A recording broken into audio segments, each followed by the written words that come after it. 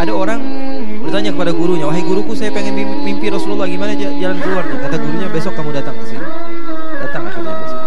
Kemudian kata gurunya, kamu pengen ketemu sama Rasulullah? Iya. Sekarang kamu pergi ke satu tempat di laut, kemudian kamu mancing di sana. Kamu mancing. Setelah kamu dapat ikan banyak, di malam hari kamu makan. Sebelum kamu tidur kamu makan ikan sebanyak-banyaknya, tapi kamu jangan minum air.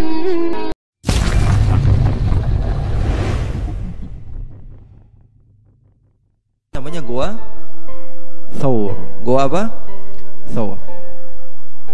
Di dalam goa, cerita yang sudah masyhur, semua di antara kalian mungkin sudah mendengar bahwa Nabi Muhammad SAW bersama Sayyidina Abu Bakar, sebelum Sayyidina Abu Bakar masuk, sebelum Rasulullah masuk, Sayyidina Abu Bakar mengatakan, biar saya duluan yang masuk ya Rasulullah. Kenapa? Karena saya takut ada binatang yang mengganggu kamu. Sehingga Sayyidina Abu Bakar melihat ada beberapa bolongan, kemudian diambil baju Sayyidina Abu Bakar, dia buka. Daripada baju-baju Sayyidina Abu Bakar atau sorban Sayyidina Abu Bakar, dipotong-potong sehingga menutupi bolongan-bolongan yang ada. Faham? Ceritanya masyhur atau tidak? Sudah sering kita dengar atau tidak? Sehingga Sayyidina Abu Bakar mengatakan kepada Rasulullah, ya Rasulullah silahkan masuk. Sayyidina Abu Bakar duduk, Rasulullah tidur di pangkuan Sayyidina Abu Bakar. Ternyata di kaki Sayyidina Abu Bakar masih ada bolongan. Dan ternyata kaki Sayyidina Abu Bakar digigit ataupun apa, diapain? Kalau bahasa Surabaya apa? Dicokot. Cokot. Kalau kata orang Sunda, cokot itu apa? Diambil. Sehingga berbisa kaki siapa? Kaki Sayyidina Abu Bakar. Dia pun menangis. Tapi dia tahan. Kenapa? Karena takut mengganggu Rasulullah SAW yang sedang beristirahat. Sehingga Rasulullah SAW melihat Sayyidina Abu Bakar. Karena apa? Dari tetesan keringat Sayyidina Abu Bakar sehingga terjatuh ke wajah Rasulullah. Bangun, ditanya kenapa? Sehingga Rasulullah SAW obati Sayyidina Abu Bakar. Dan seketika dari mukjizatnya Rasulullah SAW, Sayyidina Abu Bakar sembuh. Itu cerita yang masyhur yang sering kita dengar. Akan tetapi ikhwani akhwati, saya ingin menceritakan kepada kalian, sebagian ulama sejarah mengatakan bahwa kenapa ular itu menggigit Sayyidina Abu Bakar. Maka dikatakan ular pun berharap untuk memandang kepada wajah Rasulullah, tapi Sayyidina Abu Bakar menutup-nutupi tempat tersebut daripada pemandangan kepada Nabi besar Muhammad sallallahu alaihi wasallam. Jadi semua ingin memandang kepada Rasulullah, semua berharap untuk melihat kepada Rasulullah sallallahu alaihi wasallam, karena semua mencinta kepada Nabi besar Muhammad sallallahu alaihi wasallam. Jadi ikhwani, akhwati yang dimuliakan oleh Allah Subhanahu wa taala, poin yang ingin saya sampaikan kepada kalian itu saja. Kalau kalian ingin benar-benar mutaba'ah kepada Rasulullah SAW, harus cinta. Kalau pengen cinta kepada Rasulullah SAW, harus kenal. Tak kenal maka tak kenal maka tak sayang. Ini kalau saya tanya kepada kalian semua, nenek kalian itu orang terdekat kalian atau bukan? Kakek orang dekat kalian atau bukan? Bapak orang terdekat kalian atau bukan? Ibu orang terdekat kalian atau bukan? Kalau saya tanya sekarang, neneknya Rasulullah namanya siapa? Fatimah binti Fatimah binti Amr bin A'id al-Makhzumiyah. Barakallahu fiki. Kalau saya tanya sekarang, Wahab punya istri, berarti neneknya Rasulullah. Ibunya Aminah, siapa namanya?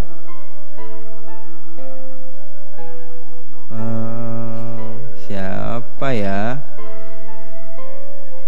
Seseorang yang dekat dengan Rasulullah SAW pun kita terkadang tidak tahu gitu. Dan kita mengaku kita cinta sama Rasulullah SAW. Ini harusnya menjadi cambukan bagi kita gitu. Kita ini mau ikut Rasulullah, tapi orang yang kita ikuti kita tidak kenal. Nah, itu namanya apa? Dusta yang hakiki. Paham atau tidak?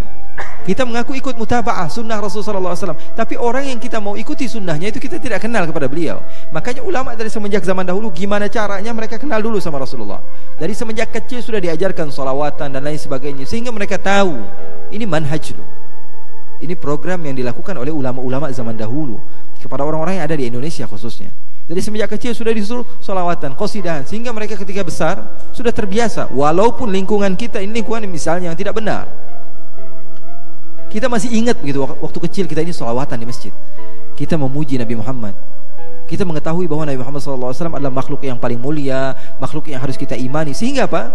Tumbuh rasa tersebut. Walaupun kita di tempat yang tidak baik sekalipun, kita akan mengenang masa-masa itu. Sehingga kita pengen tahu siapa Nabi Muhammad SAW. Itu namanya tarbiyah yang tidak dimiliki oleh banyak orang. Sebagian orang yang penting kamu ngikut. Kalau lagi pengen, iya. Kalau lagi nggak pengen, tinggalkan sekaligus. Sama seperti orang kalau misalnya yang kita katakan orang yang dia sholat malam 100 rakaat dia akan mendapatkan kebaikan. Gara-gara hawa nafsu akhirnya dia sholat malam. Sholat 100 rakaat nih, 100 rakaat sampai jam 3 dia belum selesai. Akhirnya selepas sholat dia ngantuk tidur, sholat subuhnya dia tinggalin. Kenapa? Karena hawa nafsu. Karena kebaikan terkadang tumbuh daripada hawa nafsu. Oleh karena itu saya berpesan kepada ikhwani akhwat yang dimuliakan oleh Allah Subhanahu wa taala, paling tidak dari 24 jam kita memiliki 24 jam. Paling tidak 1 jam kasih Rasulullah lah, jangan pelit sama Rasulullah.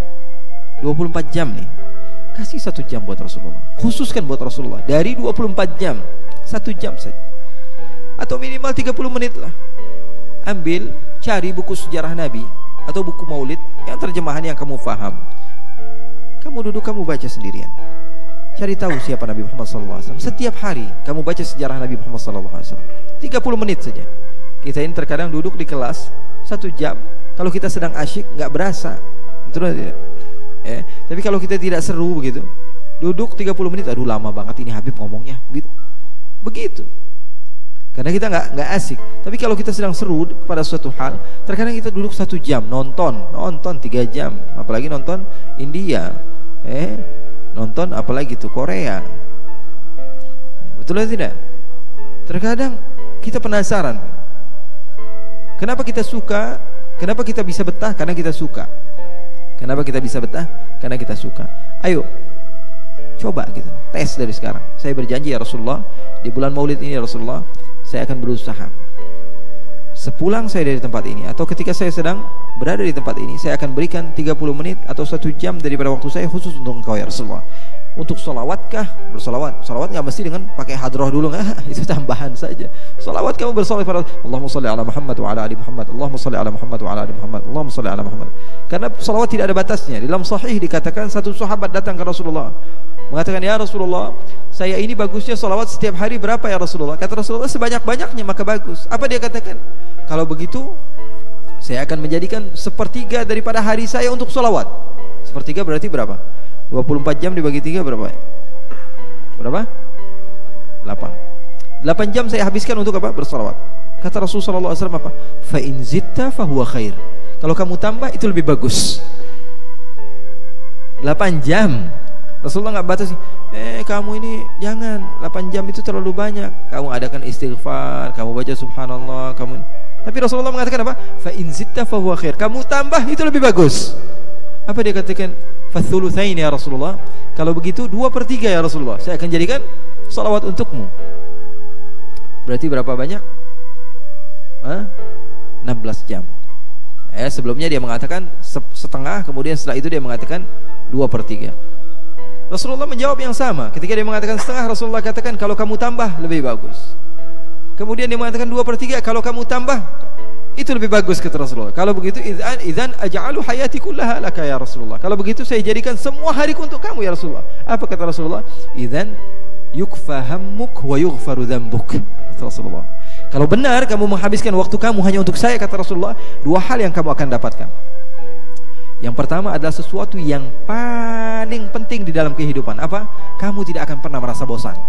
Kamu tidak akan pernah merasa sumpek. Karena manusia ini sumpek semua. 1 jam lagi seru-seruan, tiba-tiba dapat kabar yang nggak baik. Betul atau tidak? Lagi seru-serunya sama suatu hal, tiba-tiba ada sesuatu yang tidak. Semua orang sumpek. Saya ini punya sahabat, semuanya sumpek. Tahu? Saya punya sahabat ini dari orang yang nggak punya motor. Dari orang yang nggak punya motor sampai orang yang punya pesawat.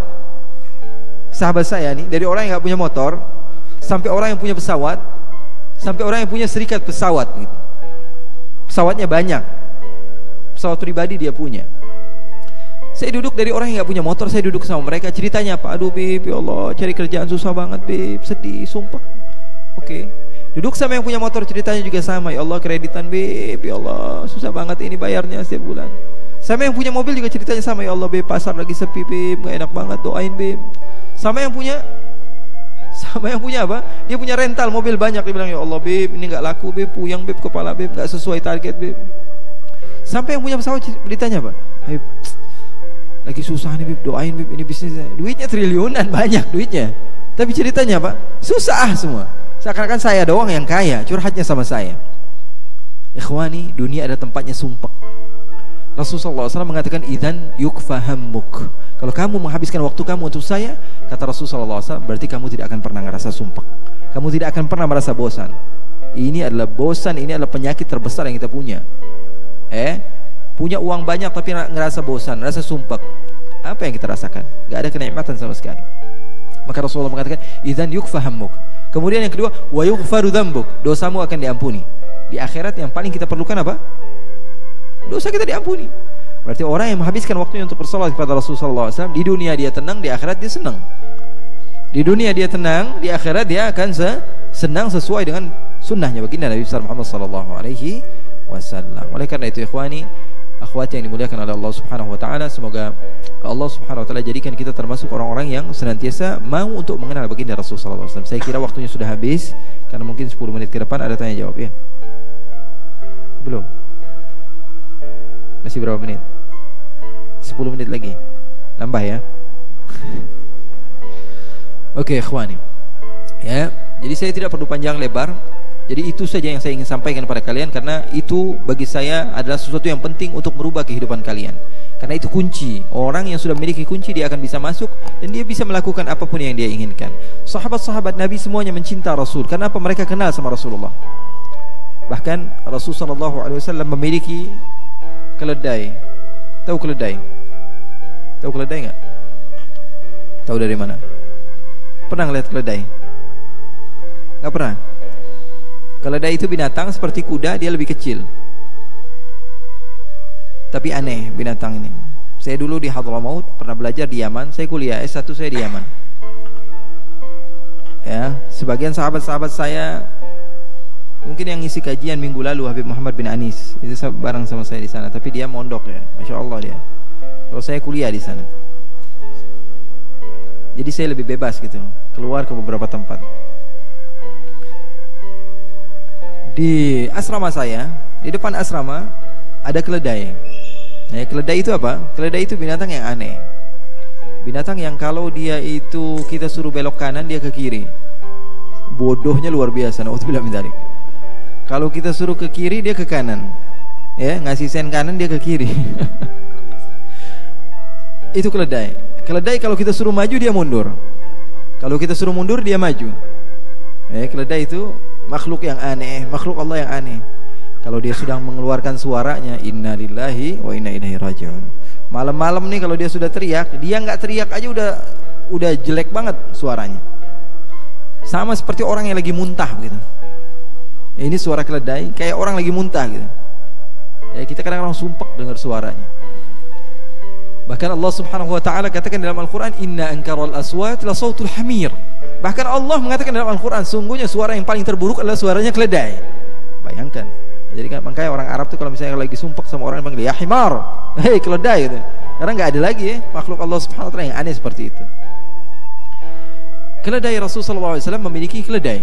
Rasulullah memiliki keledai. Makhluk yang paling agung memiliki keledai.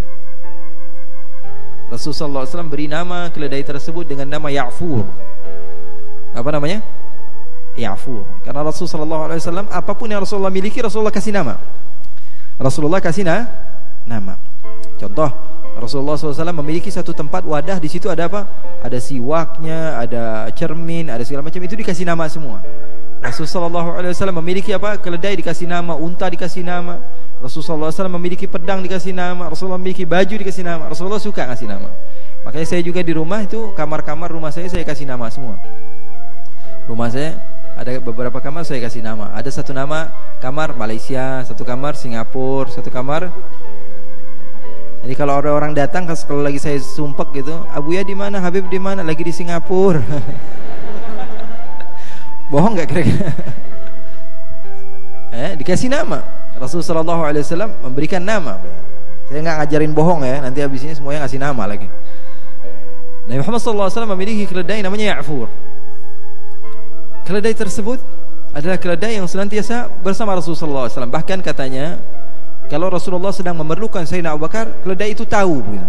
Datang ke rumah Sayyidina Abu Bakar, kepalanya diketok-ketokin ke pintu rumah Sayyidina Abu Bakar. Sayyidina Abu Bakar buka, oh ada Ya'fur, berarti Rasulullah manggil saya.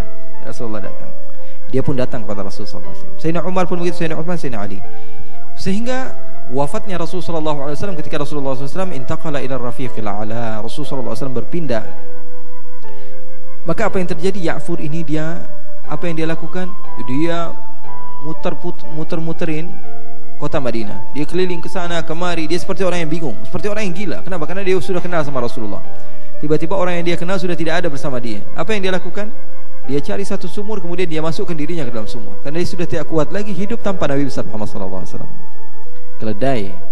Bahkan Rasulullah SAW memiliki unta yang bernama Duldul. Unta Rasulullah namanya siapa? Duldul. Kalau kamu pecinta, apapun yang bersangkut berhubungan dengan orang yang kamu cinta, kamu akan kenal. Bapaknya dicari tahu, kerjanya apa, ibunya siapa, dia orangnya mana, orang asli mana. Itu kalau orang bercinta begitu.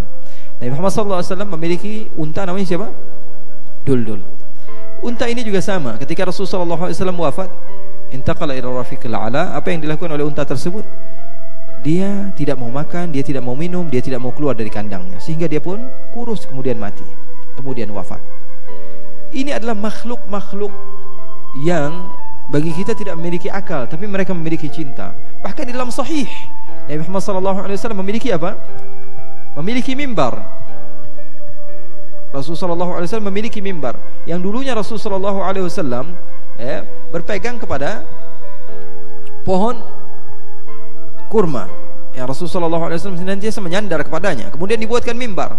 Ketika Rasulullah SAW sedang berceramah, mimbar tersebut ataupun pohon yang biasanya Rasulullah SAW bersandar kepadanya menangis. Bukan hanya Rasulullah yang mendengar, tapi semua orang yang hadir mendengar. Sehingga Rasulullah SAW turun daripada mimbarnya, lalu dipeluk oleh Rasulullah SAW. Lalu Rasulullah meneruskan khutbahnya, dan Rasulullah mengatakan, kalau saja saya tidak peluk dia dan saya katakan bahwa tempat dia adalah di surga, maka kalian, anak cucu kalian akan mendengar rintihannya sampai hari kiamat. Kenapa? Karena sudah kenal. Jadi ikhwani, akhwati yang dimuliakan oleh Allah Subhanahu wa taala, ya, pesan saya itu saja. Kenali Rasulullah. Kenali Rasulullah. Kalau sudah kenal pasti cinta. Kata Imam Al-Ghazali, beliau mengatakan umumnya orang itu bisa cinta sama orang lain karena apa? Ketampanannya. Betul atau tidak? Suka sama cewek biasanya karena apa? Pertama, faktor cantik, karena mata kadang nipu. Cewek juga suka sama cowok misalnya gara-gara apa? Gara-gara tampannya dia. Bayangkan Nabi Muhammad ini nggak ada yang lebih tampan dari Nabi Muhammad. Gimana nggak suka orang? Katanya bukankah Nabi Yusuf itu lelaki yang begitu tampan sehingga apa? Perempuan-perempuan itu berkumpul, kemudian ketika melihat wajahnya mereka memotong tangan mereka, bukan apel yang mereka potong. Maka dikatakan wa sahbu Zulaikha law ra'ayna jabinahu la atharna taqti'ul qulubi 'ala al-aidi. Kalaupun sahabat Zulaikha itu dihidupkan lagi oleh Allah Subhanahu wa taala, kemudian dihadirkan pisau dan apel di hadapan mereka, maka ketika Rasulullah SAW keluar, hati mereka akan terpotong-potong sebelum mereka memotong tangan mereka. Shallu 'ala Nabi Muhammad. Keindahan Nabi Muhammad SAW begitu luar biasa, sehingga sebagian orang itu kalau misalnya ketemu sama Rasulullah nggak bisa ngomong gitu.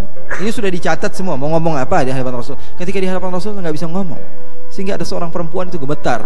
Lagi ketemu sama Rasulullah nggak bisa ngomong begitu. Kata Rasulullah, ya miskinah, aliki bisakinah. Wahai perempuan, ketika Rasulullah SAW, kamu tenang saja, karena ibu saya ini sama seperti kamu, makan qadid, deng-deng begitu, sama. Kita ini nggak ada bedanya, kata Rasulullah SAW. Jadi faktor orang itu bisa cinta gara-gara apa? Ketampanannya. Nabi Muhammad SAW makhluk yang paling tampan. Yang kedua karena baiknya dia, biasanya mengeluarkan harta dan lain sebagainya. Nabi Muhammad SAW adalah orang yang paling terutama dalam masalah itu. Baca sejarah Nabi Muhammad SAW, kalian akan tahu. Nabi Muhammad bahkan pernah memberikan kepada seseorang jumlah bilangan kambing yang banyak, sehingga orang tersebut pulang ke kampungnya mengatakan aslimu aslimu fa inna Muhammadan yu'ti ata'a man la yakhshal faqr. Masuk Islam kalian semua, karena Muhammad saya datang pengen tanya tentang Islam, belum dijelaskan tentang Islam tapi saya dikasih ribuan kambing. Masuk, akhirnya satu kampung masuk Islam tanpa perlu ceramah Nabi Muhammad. Nabi Muhammad memberikan harta yang banyak. Di dalam riwayat dikatakan Siti Aisyah bercerita, Nabi Muhammad pulang daripada satu peperangan membawa harta yang banyak. Rasulullah bagikan. Waktu subuh Rasulullah bagikan, sampai datangnya waktu duhur belum selesai Rasulullah bagikan hartanya. Saking banyaknya harta baginda Rasulullah SAW. Rasulullah pulang, tanya sama Siti Aisyah, wahai Aisyah, makan apa kita siang ini? Kata Siti Aisyah, ya Rasulullah, dari pagi saya nunggu, siapa tahu kita ini dapat jatah daripada harta tersebut. Oh, kata Rasulullah, saya begitu asyik bagikan harta sehingga lupa rumah saya belum kebagian, kata Rasulullah. Kalau begitu bagaimana? Idzan nasum, kata Rasulullah. Kalau begitu kita puasa lagi, kata Rasulullah. Asik memberikan harta sehingga lupa kepada rumahnya sendiri. Itulah baginda Nabi Muhammad SAW. Keberanian Biasanya orang tuh melihat, wah ini orang ini jawara nih, enak kalau di dekat dia kita nggak perlu takut. Kalian tahu Umar bin Al-Khattab, sahabat Nabi, beliau senantiasa mengatakan, kunna idha hamiyal watis ittaqaina bi Rasulillah. Kami ini kalau sedang perang, kemudian perang sedang berkecambuk, semua musuh maju ke depan, apa yang kami lakukan? Kami ngumpet di belakang Rasulullah. Ini Umar bin Al-Khattab yang dikatakan oleh Rasulullah SAW, idza salaka Umar fajjan illa wa salaka syaitanu fajjan akhar. Kalau Sayyidina Umar melewati satu gang, setan pasti cari gang yang lain. Apa kata-kata beliau? Beliau mengatakan, kami kalau perang sedang berkecambuk, kami ngumpet di belakang Rasulullah. Karena keberanian Rasulullah SAW. Pernah seorang namanya Rukana, dan saya kira waktunya udah habis ya. Gak apa-apa? Sudah. Wallahu a'lam bissawab. Semoga Allah Subhanahu wa taala jadikan pertemuan ini adalah pertemuan yang baik bagi kita semua, dan insyaallah kita pulang membawa ilmu, ilmu. Itu yang saya harapkan dari setiap kajian saya. Jangan pulang hanya sekedar kita jumpa-jumpa, foto-foto, biar nambah followersnya lah, udahlah. Yang terpenting apa? Kita pulang dari satu kajian, satu majelis, pulang bawa ilmu. Itu yang saya harapkan. Pulang bawa ilmu. Insyaallah manfaat. Wassallallahu bijamalika wa jalalika ala sayyidina Muhammadin walhamdulillahirabbil alamin. Baik, terima kasih Habib atas ilmu yang telah diberikan kepada kita semua. Selanjutnya saya akan membacakan pertanyaan dari jamaah sekalian. Di sini sudah ada beberapa pertanyaan yang masuk.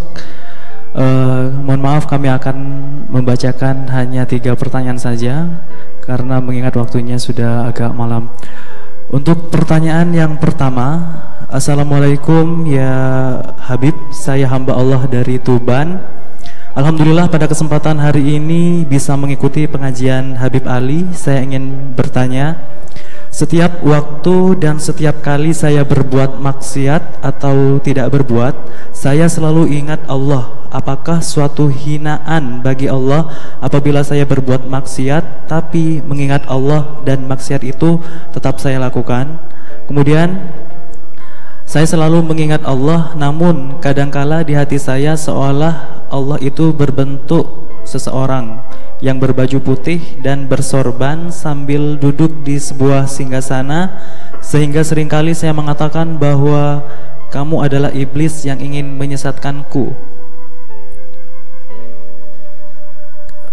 Sehabis itu, untuk tidak mengira Allah berbentuk di dunia, saya mengingat lafadznya Allah saja. Mohon pencerahannya Habib. Waalaikumsalam warahmatullahi wabarakatuh. Tanda Allah Subhanahu wa taala menjadikan seseorang itu adalah seorang yang syaqi, seseorang yang akan menempati nerakanya Allah, adalah ketika Allah Subhanahu wa taala memberikan kepada dia bukti bahwa sungguhnya Allah ada, akan tapi dia senantiasa tidak mematuhi perintah Allah. Kalau saja seorang hamba Allah Subhanahu wa taala yang dia Allah Subhanahu wa taala jadikan dia termasuk orang yang bermaksiat kepada Allah Subhanahu wa taala, kemudian dia beristighfar setelah mengingat kepada Allah Subhanahu wa taala, maka itu adalah hamba Allah Subhanahu wa taala yang Allah Subhanahu wa taala akan jadikan dia termasuk orang yang sa'id. Tapi kalau misalnya seseorang itu hamba Allah itu tahu dia bermaksiat dan dia ingat kepada Allah, kemudian dia lupakan Allah Subhanahu wa taala, al-inqita' anillah. Kata sebagian ulama katanya tidak ada dosa besar. Sebagian ulama katanya innal ulama ja'alu likaba'iriz dzunubi 'adadan. Sebagian ulama menjadikan dosa-dosa besar itu ada tingkat-tingkatnya, ada syirik, ada membunuh manusia, kemudian berzina dan lain sebagainya. Bagi saya hanya satu katanya dosa besar. Apa? Al-inqita' anillah. Orang yang sudah lupa kepada Allah, orang yang tidak ingat kepada Allah. Kata Rasulullah SAW, la yazni zani hina yazni wa huwa muslim. Seseorang yang dia itu berzina, kemudian dia ketika hal tersebut dia lupa kepada Allah Subhanahu wa taala, maka dia adalah orang yang bukan Islam. Hakikatnya dia tidak memiliki Islam karena dia melupakan Allah Subhanahu wa taala. Jadi, akhi atau ukhti, kembalilah kepada Allah. Ketika kamu sedang bermaksiat kepada Allah Subhanahu wa taala, kemudian Allah mengingatkan bahwa Allah melihat kepada kamu, kembali kepada Allah. Karena Allah masih sayang. Kalau sahaja hal tersebut malah menjadikan kamu biasa-biasa saja, biarin aja lah. Allah maha baik, Allah maha pengampun. Itu berarti salah satu tanda bahwa sungguhnya Allah inginkan kamu menempati nerakanya Allah. Na'udzubillah min dzalik. Banyak-banyak minta ampun kepada Allah, banyak-banyak minta istighfar kepada Allah. Karena kata Rasulullah, kullun muyassarun lima khuliqa lahu, setiap orang itu dipermudah untuk apa hakikat dia diciptakan. Kalau sudah di tempat-tempat yang baik masih bermaksiat, berarti itu hakikat penciptaan dia untuk begitu. Hatinya sudah lagi baik, ini ingat sama Allah tapi tetap mau maksiat, berarti memang sudah diciptakan untuk seperti itu gitu. Tapi jangan menyerah. Kalau menyerah berarti memang untuk itu. Kalau kamu menyerah, wah berarti saya sudah begini, berarti untuk itu berarti kamu diciptakan. Kamu lawan itu. Kamu yakinkan kepada Allah, ya Allah, saya ini bermaksiat, dan Rasulullah mengatakan an-nasu khatta'un, semua manusia itu bersalah. Wa khairul khatta'in at-tawwabun, sebaik-baiknya orang yang bersalah adalah orang yang mau kembali kepada Allah. Semua orang bersalah tanpa terkecuali, laisa illa, semuanya orang bersalah. Semua orang pernah bersalah. Saya dan kamu dan siapapun, kecuali para nabi yang maksum. Semuanya bersalah. Dan sebaik-baiknya orang yang bersalah adalah orang yang mau kembali kepada Allah. Orang yang mau kembali kepada Allah Subhanahu wa taala. Ketika dia ingat kepada Allah, dia kembali kepada Allah. Itu adalah orang yang baik, orang yang insyaallah akan dicatatkan kepada dia kebaikan. Pertanyaan yang kedua adalah, penanyanya sama. Melihat Allah seakan-akan berbentuk makhluk. Penanyanya sama ya? Iya, pertanyaan. Sebagian orang dia mengatakan ini rasio, kami ini berbicara sesuai data dan fakta. Seseorang yang tidak pernah kami pandang berarti tidak ada. Padahal kaidah yang saya imani, tidak semua yang tidak kamu ketahui itu tidak ada. Tidak semua yang kamu tidak ketahui itu berarti tidak ada. Bisa jadi sesuatu yang kamu tidak ketahui itu ada. Dia mengatakan, saya menyembah beribadah kepada Allah, tapi saya harus tahu sama Allah. Ikhwani, kamu itu makhluk yang lemah. Sekarang kalau saya tanya sama ikhwan sama akhwat, kalian yakin atau tidak kalian punya ruh? Yakin atau tidak? Yakin. Kita ada jasad, ada ruh. Ada jasad, ada ruh. Jasad yang berbentuk ini, ya. Kemudian ruh apa? Sesuatu yang berada di dalamnya. Kita tahu bahwa sungguhnya jasad kalau tanpa ruh berarti nggak bisa bergerak dong. Kalau kita ada jasad, ada ruh, naik ke atas, naik. Turun ke bawah, turun. Berarti jasad yang ada ruhnya. Kalau jasad yang sudah tidak ada ruhnya berarti seperti pocong begitu. Pocong suruh berdiri, kalau berdiri gimana? Berapa urusannya? Betul atau tidak? Berarti jasad yang tidak memiliki ruh. Orang yang sudah wafat berarti memiliki jasad yang tidak memiliki ruh. Kita punya jasad, punya ruh. Saya dan kamu yakin 100% bahwa apa? Kita ini memiliki jasad dan ruh. Sekarang saya tanya, bentuk ruh itu seperti apa? Sesuatu yang kamu yakini ada, dan setiap hari kamu yakini bersama kamu. Bentuknya kamu tidak tahu, dan kamu ingin mengetahui bentuk ataupun bagaimana sikap seseorang, zat yang menciptakan kamu. Masuk akal atau tidak? Masuk akal atau tidak? Sekarang kan orang aneh-aneh. Ini sesuatu yang 100% kamu yakini, kamu tidak tahu bentuknya begitu. Ini mau cari tahu, malaikat Jibril sekarang kerjaannya apa ya? Mau tahu seperti itu. Sesuatu yang tidak akan pernah sampai kepada kamu. Kalau ruh yang setiap hari bersama kamu saja, kamu tidak tahu, ya, bagaimana tentang sesuatu yang kamu tidak pernah bayangkan. Malaikat-malaikat katanya punya pekerjaan masing-masing. Malaikat Jibril penyampai wahyu, nabinya sudah ada. Terus malaikat Jibril ngapain sekarang? Nganggur dong. Ada yang bertanya sama saya begitu. Jawabannya apa? Jawabannya adalah pertanyaan kamu salah. Pertanyaannya salah. Pertanyaan itu nggak perlu pada jawaban. Kenapa? Karena pertanyaannya salah. Nggak bakal pernah sampai kepada otak kita. Nggak bakal pernah sampai kepada otak kita. Karena manusia ini lemah. Manusia ini taunya sesuatu yang ada di mata dia. Kalau orang menyembah berarti harus ada orangnya begitu. Sekarang contohnya seperti ini. Saya dicontohkan oleh guru saya, Profesor Abdullah Baharun. Guru saya berkhidmat kepada beliau, Rektor Universitas Al-Ahqaf, Yaman. Beliau memberikan contoh baik sekali kepada saya. Beliau katakan, contohnya diantaranya begini. Kalau salah satu diantara sahabat kita ini pernah ke Malaysia misalnya, pernah ke Malaysia tapi ke Kuala Lumpur saja, dia akan tahu dan bisa ngebayangin gitu, karena dia pernah ke Kuala Lumpur. Saya katakan kepada dia, habis ini saya mau ke Malaysia, ada kajian di Melaka, ada kajian di negeri Melaka. Dia tidak tahu Melaka itu di mana. Apa yang akan pertama kali diucapkan? Dia akan mengucapkan, Melaka itu dekat nggak sih dari Kuala Lumpur? Kenapa? Karena otak dia sampai ke Kuala Lumpur, sehingga dia akan mengatakan apa? Melaka itu dekat nggak ke Kuala Lumpur? Saya bilang saya mau ke Perak. Perak itu dari Kuala Lumpur berapa kilometer ya? Kenapa? Karena otak dia nyampainya hanya ke Kuala Lumpur. Kita bilang, wah saya mau ke Kedah. Kedah itu dari Kuala Lumpur sama nggak sih kotanya? Bangunannya sama nggak sih? Segala sesuatu yang saya sebutkan tentang Malaysia akan dia campur adukkan dengan apa? Akan dia sambungkan dengan apa? Kuala Lumpur. Kenapa? Karena dia pernah ke Kuala Lumpur. Itu manusiawi, rasio, begitu atau tidak? Contoh yang lebih gampang begini, ada orang yang buta. Dari semenjak kecil dia buta. Dari semenjak bayi. Dari semenjak lahir dia tidak pernah memandang kepada dunia. Dia buta sampai usia dia sudah 20 tahun. Tiba-tiba suatu saat dia duduk di belakang rumahnya menyendiri begitu. Tiba-tiba Allah Subhanahu wa ta'ala berikan kepada dia penglihatan. Tapi nggak lama, cuma 1 detik. Allah kasih dia bisa melihat. Biasanya semuanya hitam, tiba-tiba dia bisa melihat. Berapa lama? 1 detik. Dan kebetulan di hadapan dia ada apa? Ada ayam. Ada ayam. Dia lihat, wah apa ini? Kemudian Allah tarik lagi penglihatan dia. Kemudian dia pegang, dia panggil sahabatnya, "Woi, orang rumah, siapapun yang ada di sini, coba-coba ke sini." "Kenapa? Tadi barusan saya melihat hamba ini. Apa ini? Binatang apa ini?" "Ini ayam." "Oh, ayam. Oh, sekarang saya sudah bisa membayangkan bagaimana ayam. Dulu saya hanya mendengar apa itu ayam, sekarang saya sudah bisa melihat ayam itu seperti ini. Bentuknya seperti ini, matanya seperti ini, warnanya seperti ini. Bahkan wajahnya sendiri dia nggak tahu kayak gimana, tapi ayam dia tahu." Dia diajak jalan, "Bro, kita ke hotel, kita ke mall yuk." "Ngapain?" "Temenin saya aja." "Mau ngapain?" "Saya mau beli iPhone." "iPhone warna apa?" "Warna merah." "Warna merah itu kayak warna ayam nggak ya?" "Warna merah itu warna kayak warna ayam nggak?" Pertama kali yang disebutkan pasti ayam. Kenapa? Karena otaknya nyampenya cuma ke ayam. Kita mau ngeliat gunung nih, gunung itu bentuknya kayak ayam nggak sih? Ngelihat lagi, kita mau makan bakso nih, bakso itu tempatnya dari ayam atau apa? Pokoknya semuanya bakalan nyambung ke ayam. Kenapa? Karena otaknya nyampenya hanya ke ayam.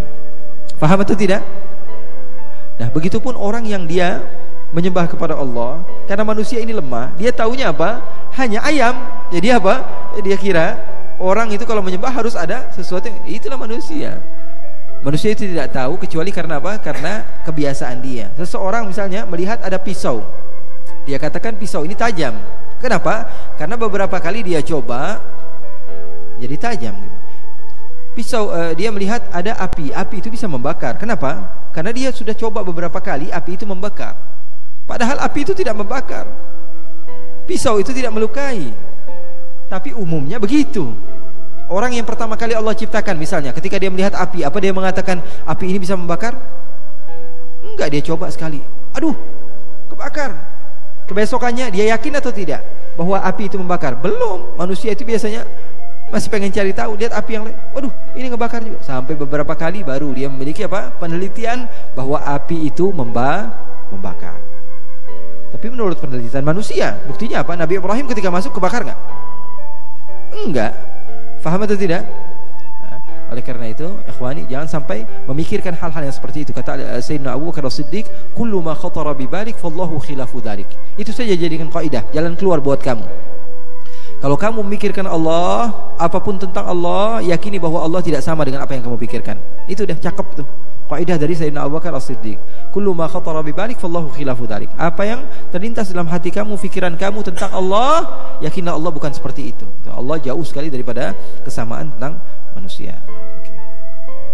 Baik, untuk pertanyaan yang kedua dan ketiga. Untuk pertanyaan yang kedua, Assalamualaikum Habib, apa yang bisa dilakukan sebagai anak muda akhir zaman agar membuat Rasulullah senang?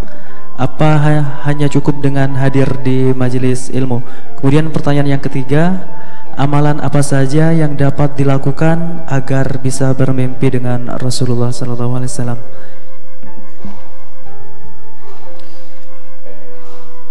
Yang pertanyaan kedua, bagaimana cara seseorang bisa bermimpi?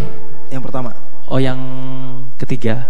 Yang kedua. Yang kedua, apa yang bisa dilakukan sebagai anak muda akhir zaman agar membuat bagaimana Rasulullah? Cara dia bisa mendapatkan cinta Rasulullah SAW? Yang pertama dengan mengenal Rasulullah. Setelah itu dia akan mencinta. Setelah itu dia akan mutaba'ah kepada Rasulullah SAW.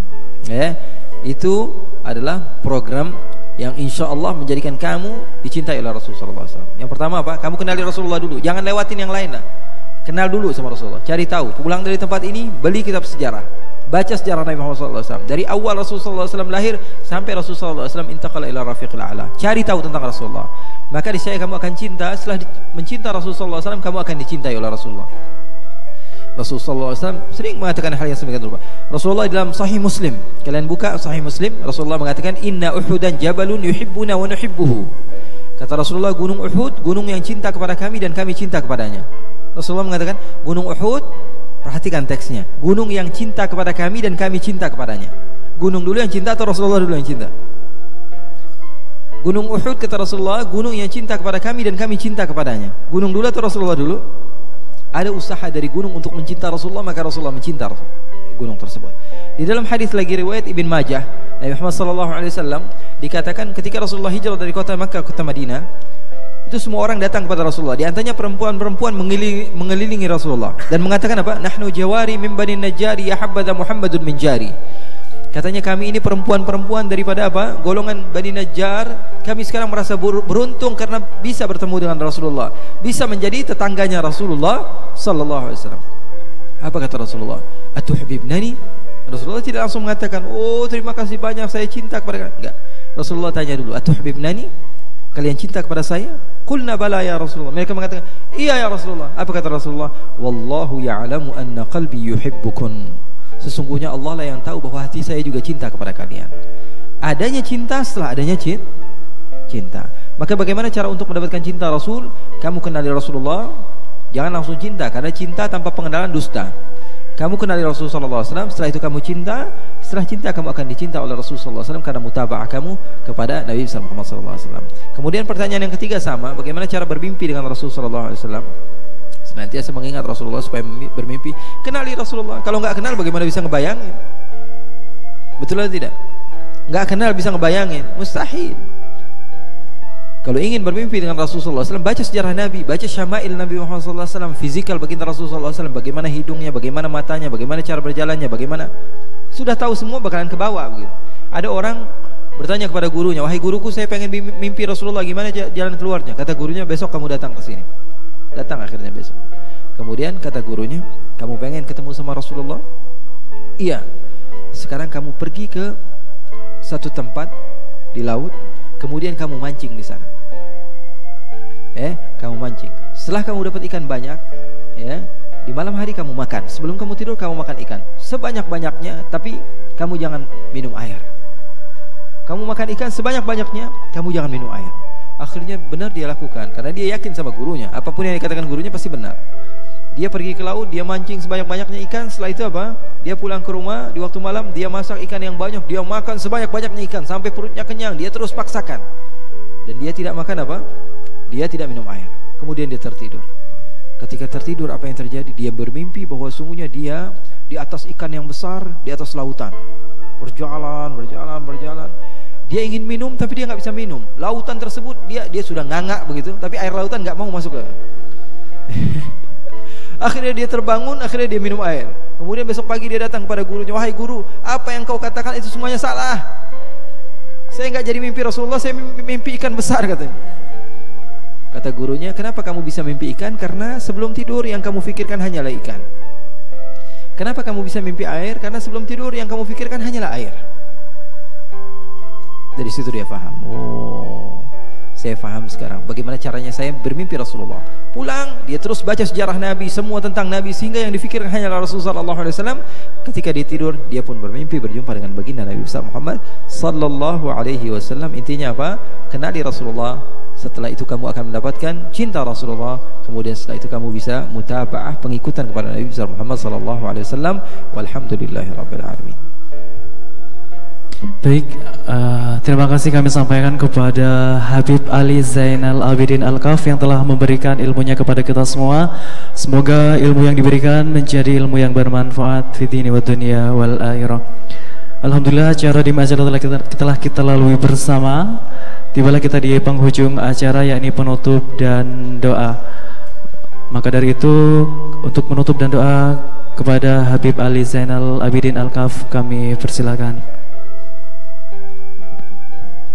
Astaghfirullahaladzim. Bismillahirrahmanirrahim. Alhamdulillahirabbil alamin. Allahumma salli wa sallim ala sayyidina Muhammad wa ala ali sayyidina Muhammad. Allahumma ja'al jam'ana hadha jam'an marhuma wa tafarruqana min ba'dihi tafarruqan ma'suma wa la taj'al illahumma fina wa la minna wa la ma'ana syaqiyan wa la mahruma. Ya Allah, jadikanlah perkumpulan kami ini perkumpulan yang Kau cintai ya Allah. Tidaklah kami keluar dari tempat ini kecuali dosa kami telah Kau ampuni ya Allah. Tidaklah kami melangkahkan kaki kami dari tempat ini kecuali derajat kami telah Kau naikkan ya Allah. Ya Allah ya Rabbal alamin, kami banyak mendengar tentang Rasul sallallahu alaihi wasallam. Akan tapi kami takut setelah kami keluar dari tempat ini syaitan yang mendatangi kami jauh lebih besar daripada apa yang telah kami dengar ya Allah. Oleh karena itu ya Allah, berikanlah kepada kami taufik ya Allah untuk senantiasa mampu mendekat kepada Rasulullah. Pulang dari tempat ini kami akan berjanji untuk senantiasa mengenal kepada Rasulullah sehingga kami mampu mencinta Rasulullah. Insan yang senantiasa mengenal kami, insan yang senantiasa mencinta kami, insan yang senantiasa mengingat kepada kami. Ya Allah ya Rabbal alamin, begitu hina schedule hidup kami ya Allah, karena dari banyaknya waktu yang kami lalui ya Allah, sangat sedikit sekali kami mengenang pada Rasulullah SAW. Yang kami tahu Nabi Muhammad hanyalah Nabi yang mulia, Nabi yang dekat denganmu. Setelah itu kami tidak mengetahui tentang Rasulullah SAW lebih banyak lagi ya Allah. Oleh karena itu ya Allah, kami adalah makhluk yang hina dan ini adalah masa yang tepat ya Allah. Usia kami sudah ada yang 20 tahun, 30 tahun, 40 tahun ya Allah. Akan tapi terlalu jauh kami daripada kekasih-Mu Rasulullah. Kami yakin ya Allah, beliau adalah kunci satu-satunya untuk menggapai ridha-Mu ya Allah.